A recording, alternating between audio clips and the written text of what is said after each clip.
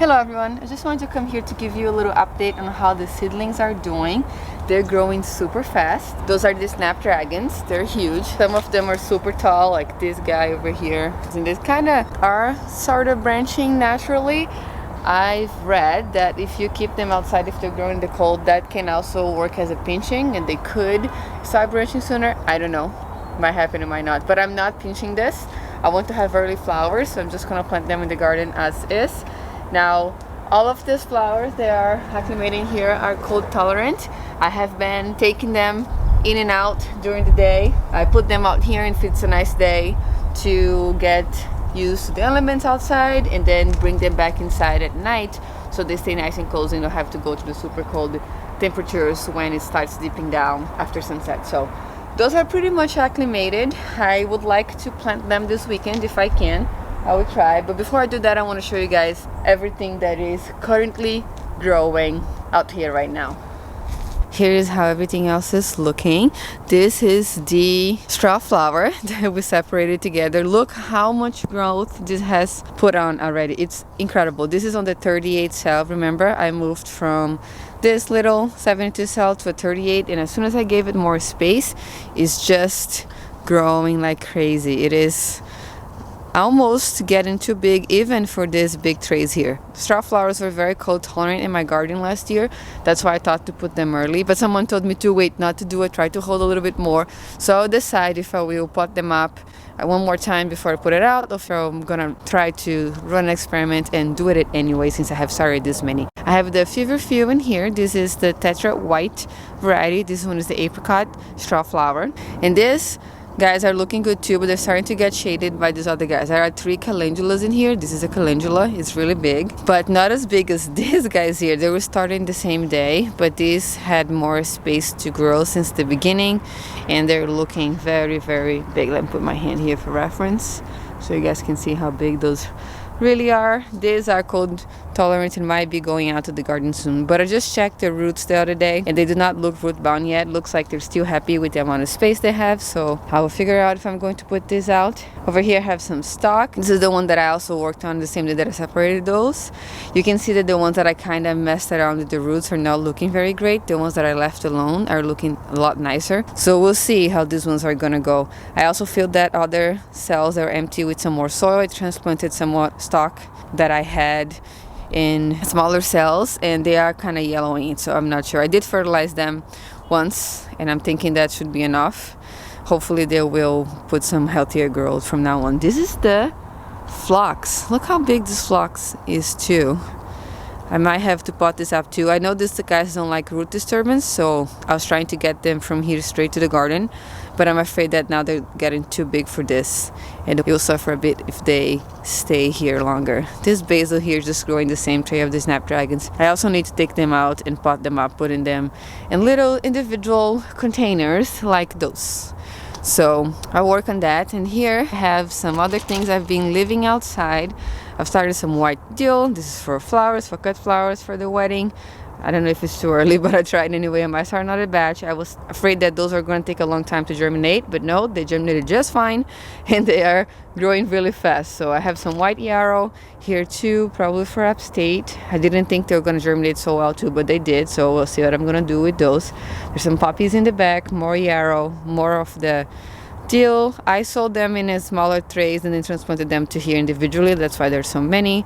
I have some larkspur that also prefers the cold. As you can see, I started this on the 3rd of next month, so it's a month now, 4 weeks, and they are growing nice. They took a really long time to germinate, probably 2 full weeks, so that's why they're looking so small now. And what's this one? This is bachelor button, also cold hardy.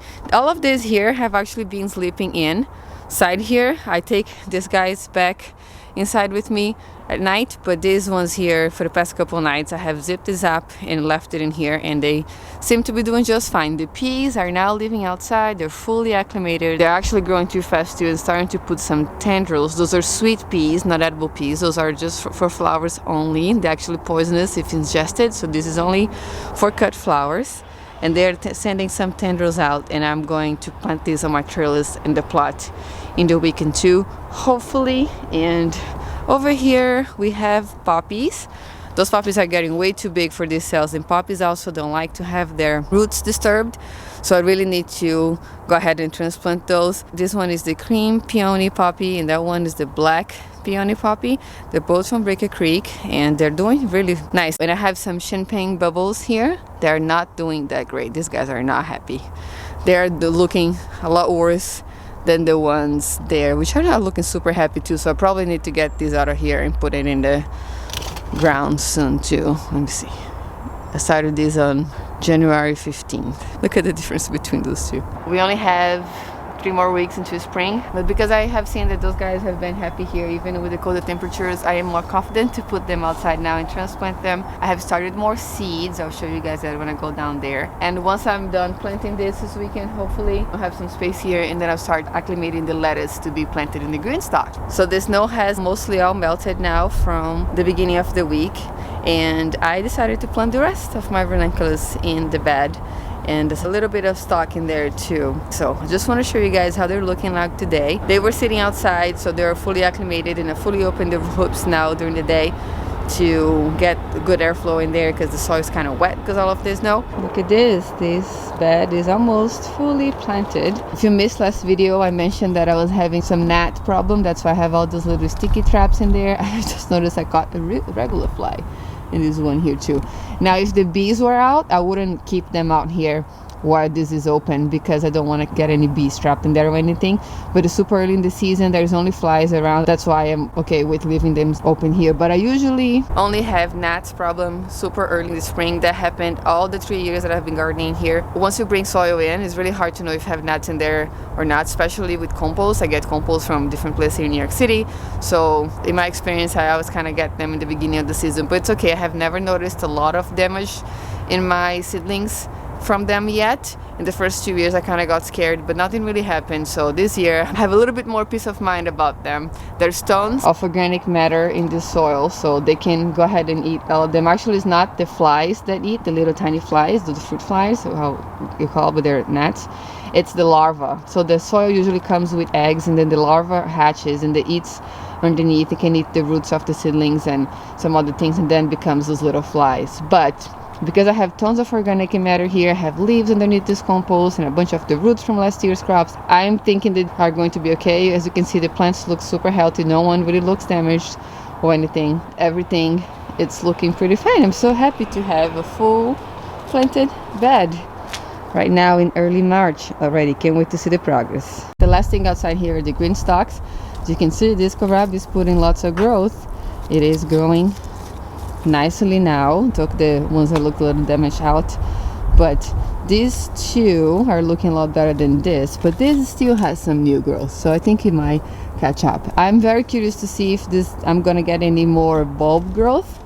This is the part of the kohlrabi that you eat, or if this guy's gonna go straight to seed as soon as the weather warms up a bit more. We'll see. Unfortunately, I have not grabbed the top off from that Greenstalk from my neighbors yet. It blew over to the fence to that side. I'm gonna see if I can get it this weekend because I also want to start amending that Greenstalk pretty soon, and I'd love to have the top water reservoir on it. Up here we have some more sweet peas. I have those ones here protected with this little clear dome that I had from a few years ago, and those ones are not protected. So this is an experiment to see if there's a huge difference between the ones that are a bit warmer and the ones that are just left in the elements.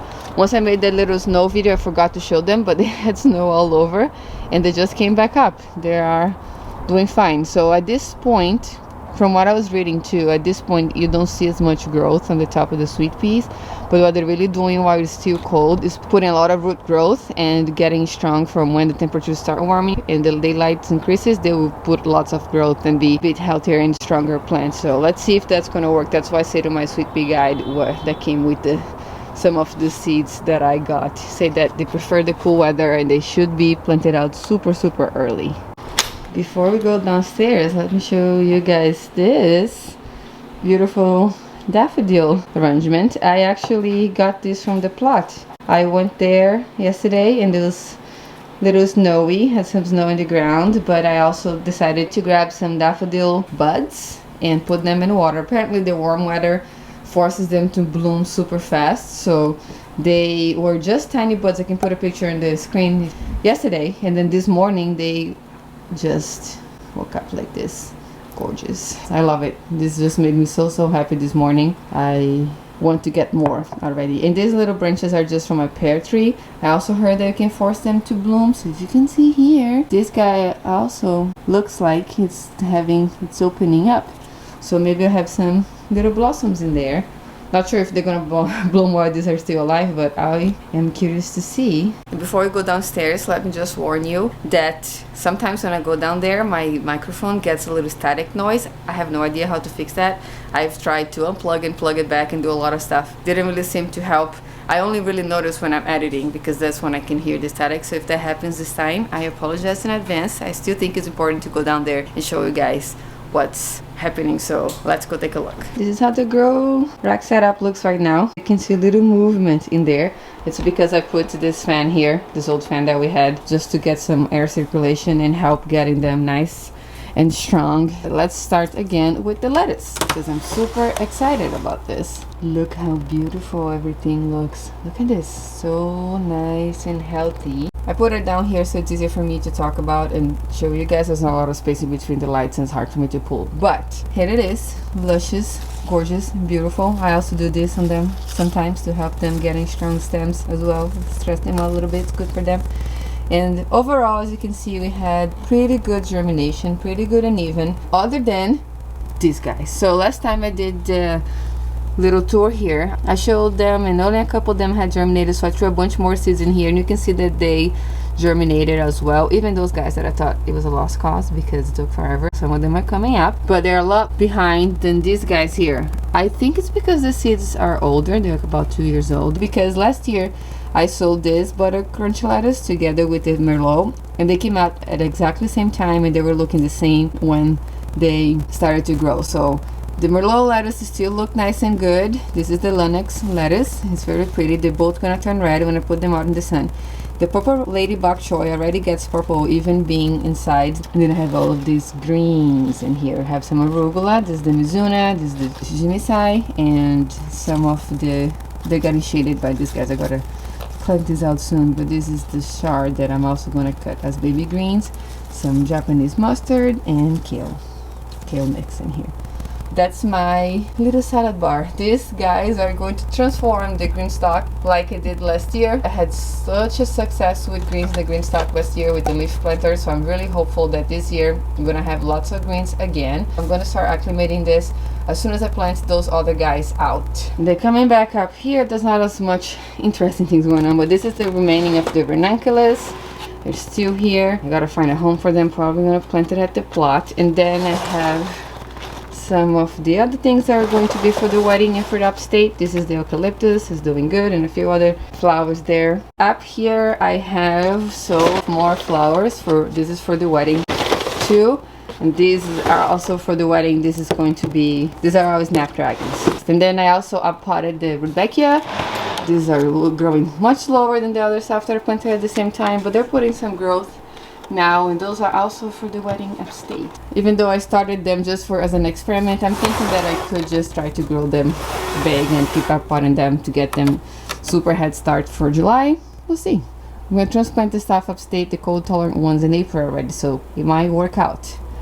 Look at this. I'm obsessed with this lettuce. I just want to cut this all and eat it already. Let me come back up here so the sound and light are better. I am so excited for spring. Having all this green around me has already helped so much with my mental health. Usually February and March are the hardest months for me. Having the seedlings early really helped me and my well-being. I'm very happy to have them.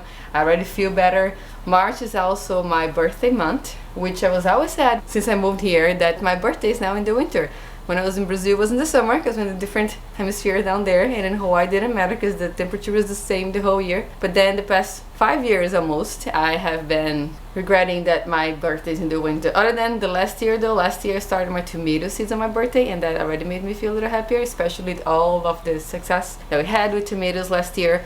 I am going to be starting tomato seeds again soon. I'm changing the schedule a bit because we are getting married this year and I am going to Brazil to celebrate with my family after we have a little ceremony here. Unfortunately, they're not able to come, so we're gonna go down there to celebrate a bit with them and to see them too, because I haven't been home in a little while since the pandemic. So I'm going to be adjusting the plantings. We started having tomatoes in early July last year and we had them all the way into November, so I'm actually thinking to plant them a month later so I can start having them when I come back in August from Brazil and enjoy it then.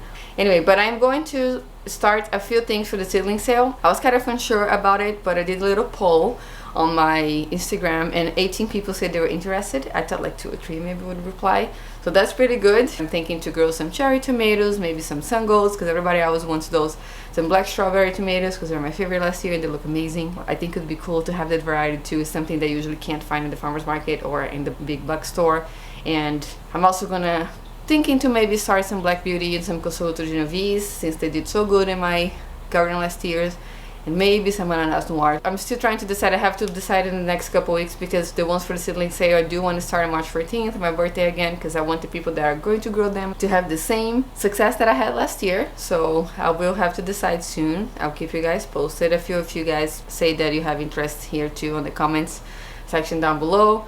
So I'm definitely going to have something else. So some of you just said, I'll just buy whatever you have left over from your flowers. People are interested in flowers too. Flowers are very great, I think. I have to admit that when I started gardening, I just wanted to do vegetables. You know, I'm a professional cook. I was just out of the restaurants at that time and I was obsessed with just growing vegetables so I could cook with the freshest vegetables possible. But then I slowly started growing flowers and attracted all the pollinators and saw how important it is to have a diverse garden and giving habitat for the wildlife that comes around here. So flowers have won my heart. I also got asked if I'm going to be selling flowers. Maybe, because yes, I'm gonna have the wedding. I might do some bouquet sales, you know, to help me out with cost of things. This is gonna be a little hard for us with, you know, wedding and traveling. So selling some flowers into the wedding could be very helpful. We'll see. I will keep you guys updated too. But that's mostly it for today. I need to go to the plot now and clean up there a little bit so I can get ready for the weekend and hopefully get those poppies planted, some snapdragons, some of the feverfew out there too. They are gonna be covered still because I'm a little nervous about it, but we'll see. I have hoops and frost cloth in there too. So thank you so much for watching today. If you missed the last seedling update before this one, I'm gonna link it over here so you can watch that next. Thank you again and I'll see you next time.